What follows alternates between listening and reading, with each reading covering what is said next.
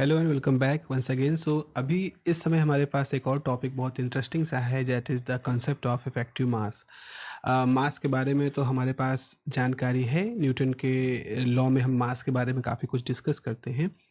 हम लोग बात करने वाले हैं क्रिस्टल फिजिक्स के अंदर, ख़ास तौर पे सेमीकंडक्टर वगैरह के अंदर हम एक एक और कॉन्सेप्ट को देखते हैं, इफेक्टिव मास। ये सेमीकंडक्टर के लिए और ज़्यादा इम्पॉर्टेंट हो जाता है, क्योंकि आगे जब हम बैंड डायग्राम की प्रॉपर्टी इन एक्सट्रिंसिक सेमीकंडक्टर, मतलब जिसमें इम्प्योरिटी मिला देते हैं और फिर जिसमें कि हम बैंड डायग्राम देखते हैं, बैंड डायग्राम में प्रॉपर्टीज़ देखते हैं, उनके शेप के बारे में बात करते हैं, तो वहाँ पर ये इफेक्टिव मास का जो कॉन्सेप्ट है ये हमारे सामने एक इम्पॉर्टेंट रोल प्ले करता है।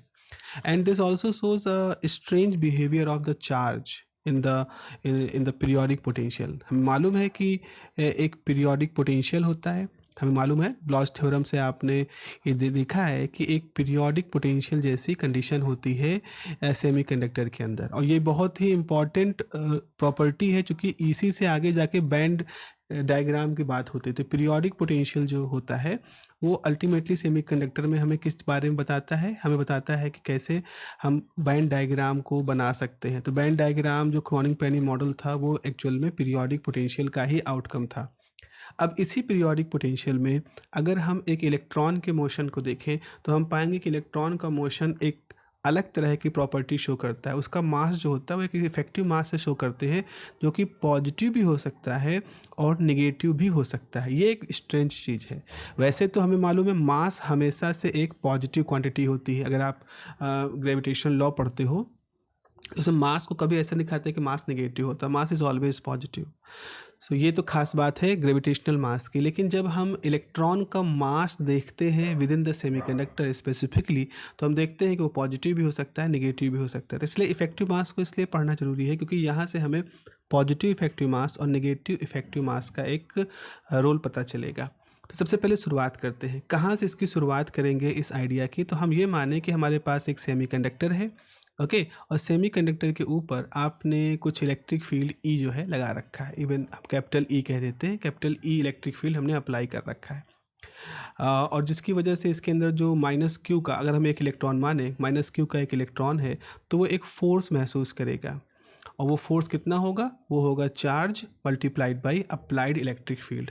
और वो जो फोर्स होगा, मान लो वो चार्ज को एक पोजीशन से दूसरी पोजीशन तक डिस्प्लेस करता है, तो डी एक्स डिस्टेंस वो डिस्प्लेस करता है। तो उसकी एनर्जी में कितना चेंज होगा वो हम लोग यहाँ पर निकाल सकते हैं। एनर्जी का चेंज जो होगा वो हम लोग यहाँ पर कैलकुलेट कर सकते हैं। तो एनर्जी को भी ई से रिप्रेजेंट करेंगे और अप्लाइड इलेक्ट्रिक फील्ड को भी ई से रिप्रेजेंट करेंगे। तो चलो हम इसको लिखते हैं E external. This is the external electric field जो है, जो यहाँ पर अप्लाई हो रही है। ओके, एक चीज़ और हमें समझना है, इन सबको समझने से पहले एक चीज़ और समझना है कि क्वांटम मैकेनिक्स में हम ये देखते हैं कि कि इलेक्ट्रॉन जो होता है जब वो मूव करता है तो it behaves like a wave. ये डिब्रोगली रिलेशन होता है। तो डिब्रोगली रिलेशन कहता है कि इलेक्ट्रॉन या माइक्रोस्कोपिक पार्टिकल जब मूव करते हैं तो वो एक वेव पैकेट की तरह से बिहेव करते हैं। ये जो वेव पैकेट होता है इसकी अपनी वेलोसिटी होती है, जिसको कि आप ग्रुप वेलोसिटी कहते हैं। तो जो पार्टिकल होता है जब वो वेव की तरह से बिहेव करता है तो उसकी जो वेलोसिटी होती है उसको हम ग्रुप वेलोसिटी कहते हैं। तो हम यहाँ पे लिख सकते हैं बाय द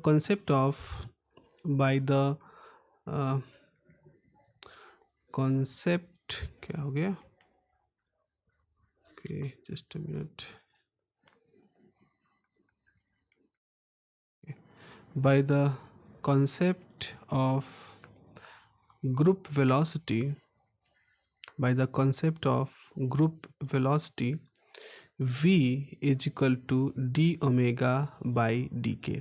ग्रुप वेलोसिटी की ये प्रॉपर्टी होती है। Also omega is equal to E by H cross, जहाँ ई क्या है? एनर्जी है। ई जो है एनर्जी होती है। कहाँ से ये फॉर्मूला आया? आपको मालूम है E is equal to H nu होता है ना। तो यहाँ से आप लिख सकते हो ई बराबर एच अपॉन टू पाई, और टू पाई टाइम फ्रिक्वेंसी। तो हमारे पास जो एच अपॉन टू पाई है, एच अपॉन टू पाई को हम लिखते हैं E is equal to H cross और 2 पाई बाई इसको 2 पाई न्यू को लिखते हैं ओमेगा, तो यहाँ से ओमेगा बराबर हो गया ई बाई एच क्रॉस, तो ये आपने लिखा है omega is E by H cross. तो आपके पास वी कितना हो जाएगा, डी बाई डी के, और ओमेगा की जगह पे रख दो आप ई बाई एच क्रॉस, तो ये हो जाएगा 1 by H cross D E by D K. तो ग्रुप वेलोसिटी जो होती है इलेक्ट्रॉन की वो होती है 1 by H cross D E by D के। इस चीज़ को हम अपने पास रखेंगे, एक बहुत ही ज़रूरी फार्मूला है जो कि हमें आगे इस्तेमाल करना पड़ेगा। वापस आते हैं अपने पुराने बात पर, जहां हमने कहा था कि ये हमारे पास कोई इलेक्ट्रॉन है, एक इलेक्ट्रॉन है Q जिसके ऊपर एक electric field E external applied हो रही है और dx डिस्प्लेसमेंट उसमें हो रहा है, तो कितना एनर्जी यहाँ पर इन्वेस्ट होगा उसके बारे में हम बात करते हैं। तो जल्दी से हम इन चीज़ों को लिख लेते हैं। हम मान लें इन the presence of external electric field, in the presence of external, आप बाहर से लगा रहे हो, एक्सटर्नल इलेक्ट्रिक फील्ड, क्या है उसका नाम, ई, ऐसे लिखें E external, in the presence of external electric field that acts on the electron, जो कि आपके पास है, that acts on the electron for time D T, जो डी टी टाइम तक किसी इलेक्ट्रॉन पर अप्लाई होती है, एंड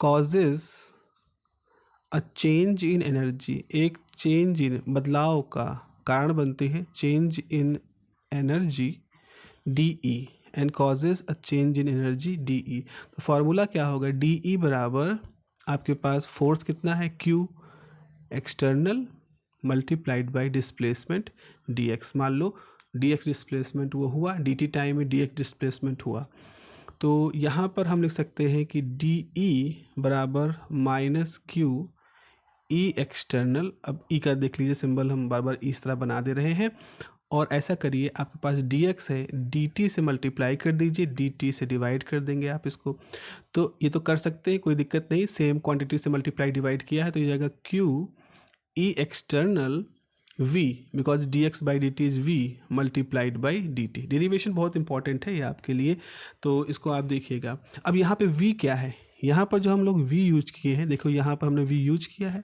तो where v is nothing but 1 by H cross D E by D K. तो ऐसा कर सकते हैं कि हम ये वैल्यू उठा करके यहाँ पर पुट कर दें, हमने ये वैल्यू उठा करके यहाँ पर रख दी, तो क्या हो जाएगा, देखिए यहाँ पर, देखिए यहाँ पर, तो ये जाएगा डी ई, और आपके पास आया minus Q external electric field तो आपने अप्लाई ही की है, 1 by H cross D E by D के, और मल्टीप्लाई हो रहा है डी टी से, डी ई कैंसिल हो सकता है, ठीक है, और k को हम यहाँ मल्टीप्लाई कर दें, तो ये हो जाएगा डी के is minus Q, okay, E external divided by H cross, और बचा क्या, डी टी। देखिए ये डी टी बचा, और ये सब वैल्यू आपने उठा करके यहाँ रख दी। तो यहाँ से हम एक चीज़ और निकाल सकते हैं, तो माइनस Q और अप्लाइड एक्सटर्नल इलेक्ट्रिक फील्ड, ये दोनों क्या हो जाएगा, एच क्रॉस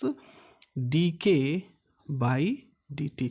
ये ज़रूरी चीज़ है, ये जो चीज़ हमारे पास आई है फाइनली, ये एक ज़रूरी चीज़ है, तो इसको हम एक तरह से एक अपने इक्वेशन के फॉर्म में रखते हैं। मान लीजिए इक्वेशन नंबर 1 है, मान लें इक्वेशन नंबर 1 है, ये हमने यहाँ पर रख दिया। अब हम आगे क्या करने वाले हैं, अब हम एक्सेलरेशन की बात करेंगे, क्योंकि मास के बारे में आइडिया हमको न्यूटन की इक्वेशन से ही मिलता है, तो हम एक्सेलरेशन की बात करते हैं। तो देखें कैसे करेंगे उसके बाद की शुरुआत।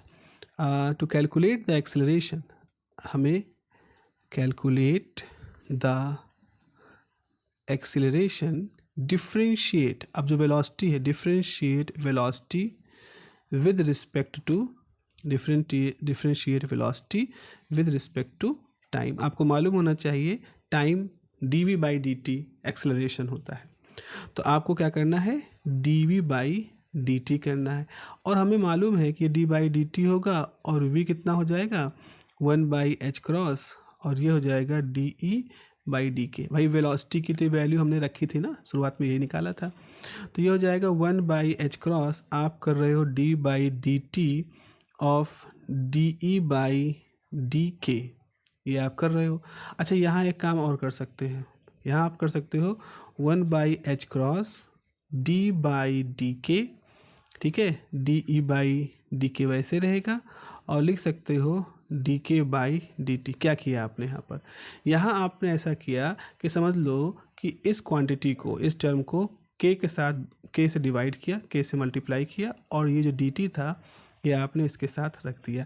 ऐसा करने से आपके पास क्या हुआ, जो एक्सेलरेशन है या कह लो जो dv/dt है उसकी वैल्यू कितनी आ गई, 1/h, और ये इसके ऊपर डिफ्रेंशिएट हो जाएगा d2E/dk², और यहाँ से वैल्यू आ जाएगी dk/dt,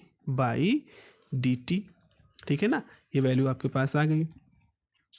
अच्छा, अब एक काम और कर सकते हो, आप इक्वेशन नंबर 1 में देखो dk/dt तो है, साथ साथ h है, तो हम क्या करें, इस इक्वेशन में h से डिवाइड कर दें, तो h से डिवाइड करने पे h² हो जाएगा। ये तो आपके पास d2E/dk² है ही, और यहाँ h से मल्टीप्लाई कर दोगे तो h dk/dt हो जाएगा। इक्वेशन नंबर 1 से आप ये वैल्यू पूरी की पूरी उठा करके यहाँ रख सकते हो। तो ऐसा करने से हमारे पास जो एक्सेलरेशन होगा वो कितना आएगा, ये हो जाएगा dv/dt, यानी एक्सेलरेशन ये हो जाएगा 1/h², और यहाँ हो जाएगा d2E/dk², और इसकी जगह पे हो जाएगा -q एक्सटर्नल, ये पूरी वैल्यू हो जाएगी हमारे सामने, ठीक है ना। अब जरा इसको देखो, ये क्या लिखा हुआ है, ये जो dv/dt है ये क्या है, एक्सेलरेशन है, तो इसको हमने लिख दिया दिस इज द एक्सेलरेशन, ये टर्म है एक्सेलरेशन का, ठीक है। ये टर्म क्या था, ये टर्म है आपका फोर्स का, ये फोर्स का टर्म है। तो अब सवाल ये होता है, जो बीच का टर्म है, ये जो पूरा हम सर्किल कर रहे हैं, ये जो बीच वाला टर्म है, ये किसकी डायमेंशन क्या होगी, आप खुद ही सोचो। आपके फॉर्मूला क्या है, F=ma होता है, ठीक है। अगर हम a लिखें तो a बराबर क्या हो जाएगा, F/m हो जाएगा, यानी 1/m इंटू एफ हो जाएगा। तो इसका मतलब ये निकल के आया कि अगर लेफ्ट हैंड साइड ये एक्सेलरेशन है, ज़रा देखें ध्यान से इस चीज़ को, अगर ये एक्सेलरेशन है और ये यहाँ राइट साइड का ये टर्म फोर्स है, तो ये जो बीच वाला टर्म है इसकी डायमेंशन क्या होगी, 1/मास की। तो आप लिख सकते हो on comparing the dimensions of the terms we get, हम ये कहेंगे कि 1/मास को कौन सा रिप्रेजेंट कर रहा है टर्म 1/h² d2E/dk²। तो यहाँ से मास का क्या फॉर्मूला हो जाएगा, यहाँ से मास का फॉर्मूला हो जाएगा h×, और ये हो जाएगा d2E/dk², ये आपका फॉर्मूला हो जाएगा। और ये जो मास होता है, इस मास के अंदर एनर्जी के और इसका रोल है, तो इस मास को हम एक खास नाम देते हैं, this is called the effective mass. तो ये जो मास है ये क्या रिप्रेजेंट कर रहा है, ये रिप्रेजेंट कर रहा है इफेक्टिव मास, और इसको रिप्रेजेंट करते हैं m* से, और ये हम दिखाते हैं h² d2E/dk²।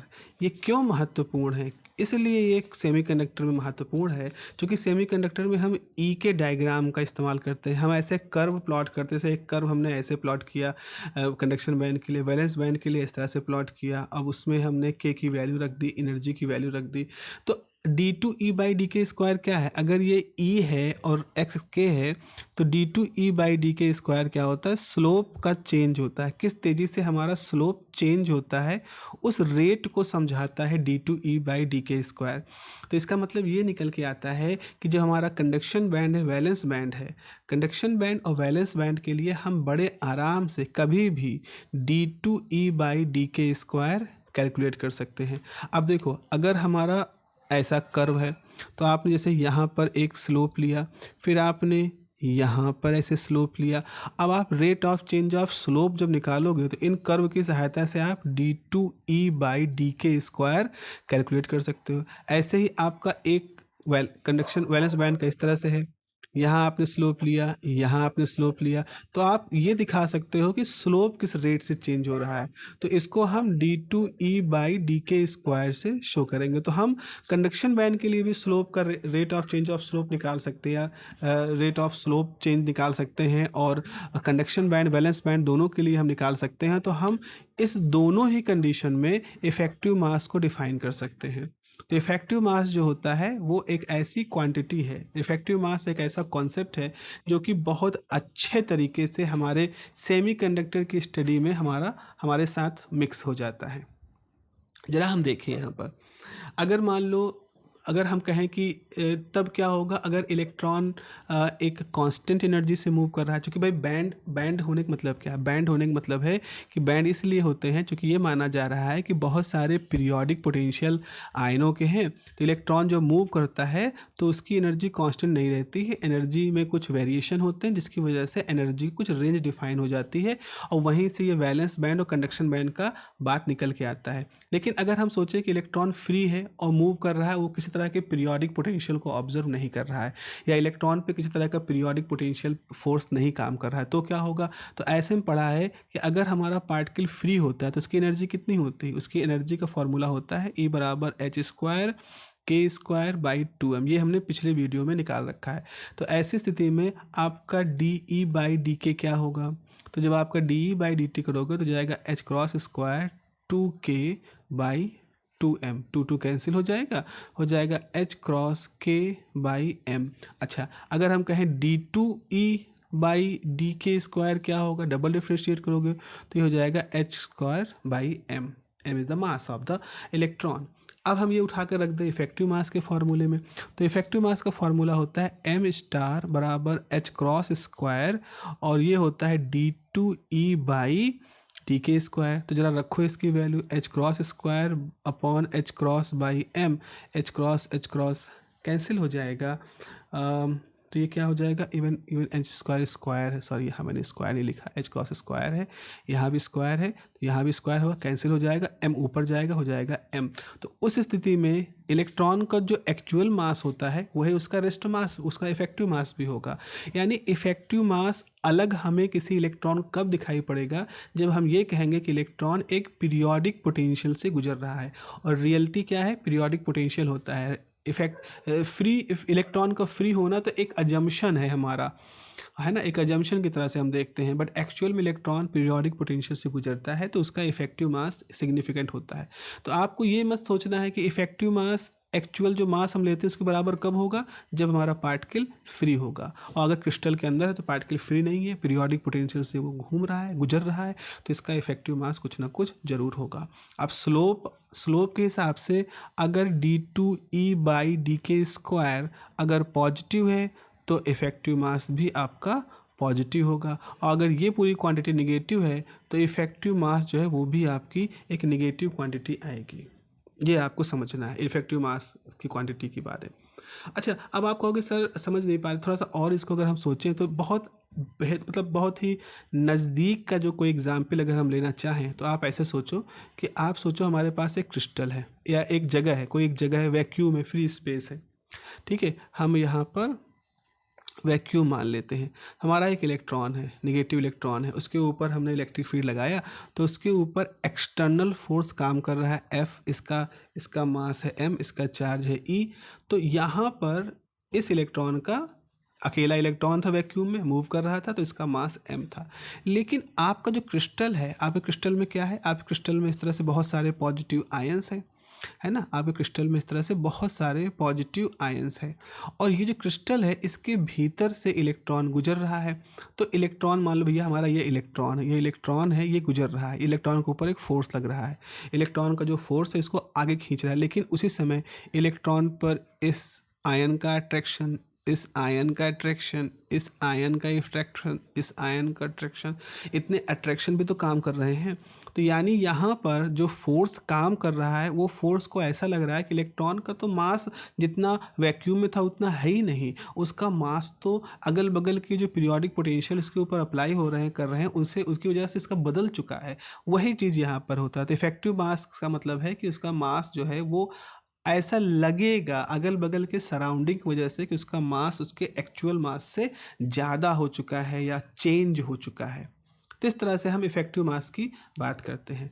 अब एक चीज़ हमेशा याद रखिएगा, जो पॉजिटिव इफेक्टिव मास होता है वो जुड़ा होता है इलेक्ट्रॉन से। अगर हम कह रहे हैं पॉजिटिव इफेक्टिव मास का मतलब क्या है, तो पॉजिटिव इफेक्टिव मास का मतलब है आपका जो पॉजिटिव इफेक्टिव मास होता है ये हमेशा जुड़ा होता है इलेक्ट्रॉन के साथ में, ये हमेशा इलेक्ट्रॉन के साथ जुड़ा होता है। और जो निगेटिव इफेक्टिव मास होता है, जो निगेटिव इफेक्टिव मास होता है वो जुड़ा होता है कॉन्सेप्ट ऑफ होल के साथ। हम कहते हैं ना सेमीकंडक्टर में होल्स क्या होते हैं, डेफिशिएंसी ऑफ इलेक्ट्रॉन, जहाँ इलेक्ट्रॉन नहीं होते उस जगह को हम होल कहते हैं। तो पॉजिटिव इफेक्टिव मास का मतलब होता है इलेक्ट्रॉन का प्रेजेंस, निगेटिव इफेक्टिव मास का मतलब होता है होल का प्रेजेंट। ये बिल्कुल वैसा है जैसे अगर आप सोचो कि एक एक पानी से भरा हुआ टब है, पानी से भरा हुआ टब है, तो आप इसमें एक कोई कांच का मार्बल डालते हो, छर्रा है, कोई छर्रा आप इसके अंदर डालो, तो छर्रा जो होगा वो हमेशा नीचे की तरफ जाएगा, along the gravity, along the gravity ऐसे जाएगा। लेकिन इस पानी के अंदर अगर कोई बबल है तो बबल जो होता है वो हमेशा ऊपर की तरफ जाता है, बबल हमेशा ऊपर की तरफ मूव करता है, ठीक है ना। तो आप सोचो सेम साइज का छर्रा है और सेम साइज का बबल है। बबल क्यों बना है, क्योंकि वहाँ पानी नहीं है। छर्रा क्या है, क्योंकि वहाँ मास है। तो जैसे बबल का मोशन अपवर्ड है और छर्रे का मोशन डाउनवर्ड है, तो हम कहेंगे कि छर्रा का जो मास है वो ग्रेविटी के लॉ को फॉलो कर रहा है, सो इसका मास ग्रेविटी के हिसाब से पॉजिटिव मास हम कहे जाएंगे। लेकिन जो बबल हैं जो कि ऊपर जा रहे हैं, तो ग्रेविटी के हिसाब से ग्रेविटी रूल कहता है कि हर बॉडी नीचे की तरफ जाती है, लेकिन पानी के अंदर ये बबल ऊपर की तरफ जा रहे हैं, ऐसा लग रहा है ग्रेविटी को फॉलो नहीं कर रहे हैं। तो हम इनका मास क्या मानते हैं, इनका मास हम निगेटिव मानते हैं, because they are moving against the gravity, you can say that against the gravity की तरह से फॉलो हो रहा है। तो ये एक दिमाग के अंदर मेरे ख्याल से एक पिक्चर बनाने के लिए ये एग्जाम्पल सही लगता है मुझे पर्सनली। सो इस तरह से आप इस भी इसको सोच सकते हैं। So positive effective mass is associated with the electron and the negative effective mass is associated with the holes, hole के साथ जुड़ा होता है। तो this is all about the concept of effective mass. Have a nice day. Take care.